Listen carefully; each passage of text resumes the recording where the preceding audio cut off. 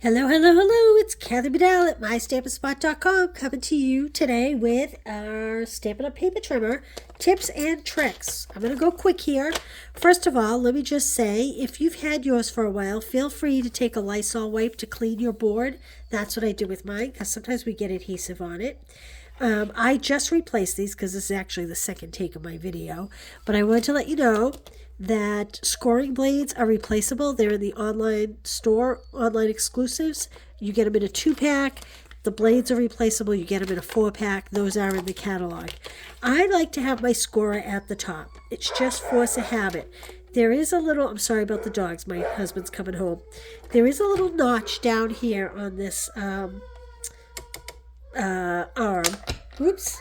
That you slip this into like that to get it to stay on. And also you would do the opposite. You would take it out via that little notch. Okay, so there we go.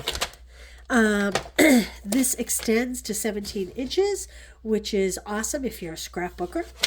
I want to point out that there is metric at the top, inches here, and then there's another set of measuring here.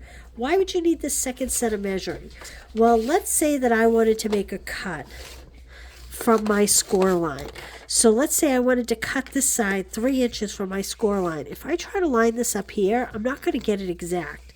So if I go down here, there's my score line, there's 3 inches, and then it's a simple cut like that. Okay, so this is very useful. There is also I hope you can see it here. There's also a ruler here on this arm, door, whatever you want to call it. That would be, let's say we had 2 score lines here, just making 2 score lines. And let's say we needed to put a cut in between the 2 score lines. You know how some of those fun folds, you score, you cut in weird places? So in this case, I could use my blade, and because I can see these blades have little markers on them, so you know exactly where the blade is. There's like a little score line right there. Can you see it? That little line? That lines up with the cutting blade. So if you line up that little line with your score line and you cut to the next score line, then you'd have, you know, this is the makings of one of those fancy folds. Okay? Like that. All right. To keep your paper trimmer in good working order, I'm going to turn it this way just because it'll be easier to see. Now, I've already cleaned this out because, like I said, this is the second take in my video. But you want to use your take your pick tool and actually look at that. Up came, can you see how it's like dust? Okay, this is what frays your paper. Okay, so your blade can fray your paper. But having this junk in here can also prevent you from getting a nice clean cut when you cut. So you always want to make sure that that's cleaned out, okay? If you want to make a 6-inch cut, just butt it up against this lip right here, because that is exactly 6 inches. That's exactly 6. If you have a smaller piece and you want to just simply cut 1 inch, you're going to line it up on this side. Okay, so to the right of your groove is for smaller cuts, and to the left is for much bigger cuts.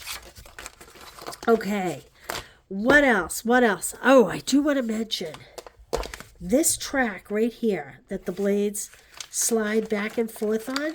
If your letter fits through this little opening in your, I don't know what to call this. I'm calling it a door, I'm calling it a flap, I'm calling it a lot of things.